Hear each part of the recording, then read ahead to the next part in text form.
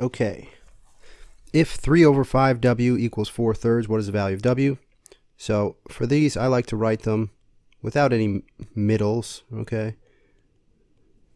And from here, I just cross multiply, or you can move the 5 diagonally across the equal sign. So it lands up to the top, and you can remove it from here. Then you can move the 3 downwards diagonally. It lands here, and remove it from here. I think that's a little easier than the cross multiply. You end up with 20 over 9. That's answer choice D. The average number of students per classroom at Central High School from 2000 to 2010 can be modeled by the following equation, where X represents the number of years since 2000 and Y represents the average number of students per classroom. Which of the following best describes the meaning of the number 0.56 in the equation? So we're looking at a linear function here, and linear functions are of the form y equals mx plus b, where m represents the slope and b represents the y-intercept. So the slope you could think of as how much you were changing, okay, it's a rate of change, and the y-intercept you could think of as your starting point. So in this case, we are looking at 0.56, which is exactly the slope.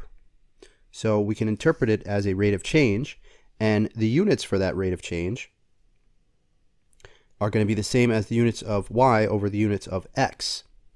So the units of y is the average number of students per classroom. So that's students per classroom for the numerator. And then for the denominator change in x, we're going to have units of the number of years. Okay? So in this case, change in y over change in x would be the number of students per classroom per year. So it's how many students you're adding per classroom each year or subtracting each classroom per year. So let's read the choices. The total number of students at the school, no, because it's not the right units. The average number of students per classroom, no. That would be the starting point, which would be the y-intercept. The estimated increase in the average number of students per classroom each year. So students per classroom per year. That's exactly the units we're looking for. The estimated difference between the average number of students per classroom in 2010 and 2000. So this is just taking 2 random years. We want it for each year, so it's answer choice C. Nate walks 25 meters in 13.7 seconds. So this is how many meters per second. That's units for speed. If he walks at this same rate, which of the following is closest to the distance he will walk in 4 minutes? So we have another unit of time here, but it's different from our original. So we can't right away do a proportion. Before we do, we have to do a conversion. So we want to know how many seconds this is. So 4 minutes, and then we have a conversion factor of 1 minute corresponds with 60 seconds. Okay, and so if we multiply 4 times 60, that'll give us 240, and the minutes will cancel out, so we'll be left with seconds. Okay, you could also do it via proportion. So 240 seconds is the time that we're dealing with. We'll put that down the bottom where the seconds go, and x will be how many meters that he could do.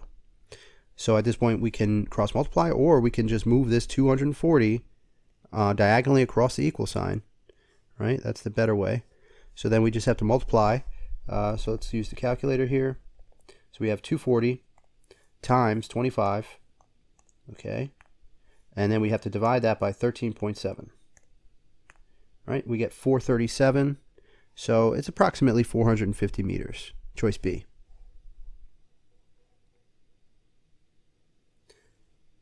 Okay. So we have a whole bunch of information here, and then we have some questions. Question 10. What is the weight in newtons of an object on Mercury with a mass of 90 kilograms? So we know that the mass is going to be 90 kilograms. And we know we are dealing with Mercury, and Mercury's number is 3.6. Okay. That's the acceleration due to gravity. So we also need a formula, and there's one here. So weight is equal to m times g, and g is the acceleration due to gravity. So these are values for g. Okay. So G is going to be equal to 3.6 on mercury. So then we could plug in the mass of 90 and the G of 3.6, and that'll get us the weight, which is exactly what they're asking for. So we do 90 times 3.6, and we get 324. So that's answer choice D. An object on Earth has a weight of 150 newtons. So we know the weight is 150, and that's on Earth. So the number for Earth is 9.8. That is G is 9.8. So right away, using the formula, we know W and we know G, so we could actually figure out the mass. And chances are we're going to need that, so let's just go ahead and do that. Mass times 9.8.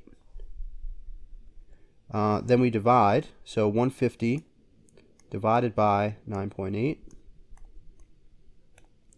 That gets us 15.3. So mass equals 15.3. Then the question is, which planet would have the same object, on which planet would the same object have an approximate weight of 170 newtons? So we want the weight to equal 170 newtons, and we want to know which planet. So effectively what they're asking for is what is G going to equal? Because we know now the mass is 15.3, and that's not going to change depending on which planet you're on, right? So we can use that number. So weight equals mg. So we have 170 equals 15.3 times g. And so we just have to divide by 15.3. So we find that g is equal to, so 170 divided by 15.3, and that equals 11.1. So which planet would that be? I think that would be Saturn. So that's choice B.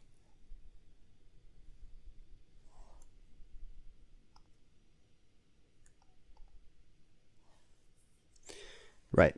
So the next question. If the function f has 5 distinct zeros, which of the following could represent the complete graph of f in the xy plane? Okay. Well, 5 zeros means that it crosses the x-axis 5 times. So let's see. 1, 2, 3, 4. So that's no good. 1, 2, 3, 4. That's no good. 1, 2, 3, 4, 5, 6. That's no good. 1, 2, 3, 4, 5. So choice D. The equation above gives the height in feet of a ball t seconds after it is thrown straight up with an initial speed of v feet per second from a height of k feet. Which of the following gives v in terms of h, t, and k? So here we want to solve for v. Solve for v. To do so, we have to get rid of everything that is attached to v, meaning on the same side of the equals sign. And we have to do it in a particular order. So technically, it's a reverse order of operations. Okay. So basically, the things that are closest to v are left to the end, and things that are further away can be done first. Okay. So for example, the first thing I would do is I would add 16t squared to both sides. So that would remove it from this side here. So 16t squared plus h, that's going to equal vt plus k. My next move is going to be to subtract k from both sides. So I get 16t squared plus h, right, minus k is equal to vt. And at this point, to get v by itself, I just need to divide by t. So there's actually two ways I could do this. I could divide this whole thing by t, or I could divide each term separately. So I want to just see which one they do. I think they do it all together, perhaps. Oh, okay. So they do some combination. So basically, what we have here is they are dividing by t here, and then once again for this combination here. So you're allowed to do that, right? As long as everything has a t underneath it, whether it's combined or not, is fine. So then the reason why they do that, right, is that now they can say, okay, t squared over t, that's just going to be a t in the numerator, right? 16t. And then they're going to have plus h minus k over t. Okay? Because, yes, the exponents would subtract. You have 2 copies of t on the top and 1 in the bottom. So now you have 1 left in the top. So that matches up with answer choice D.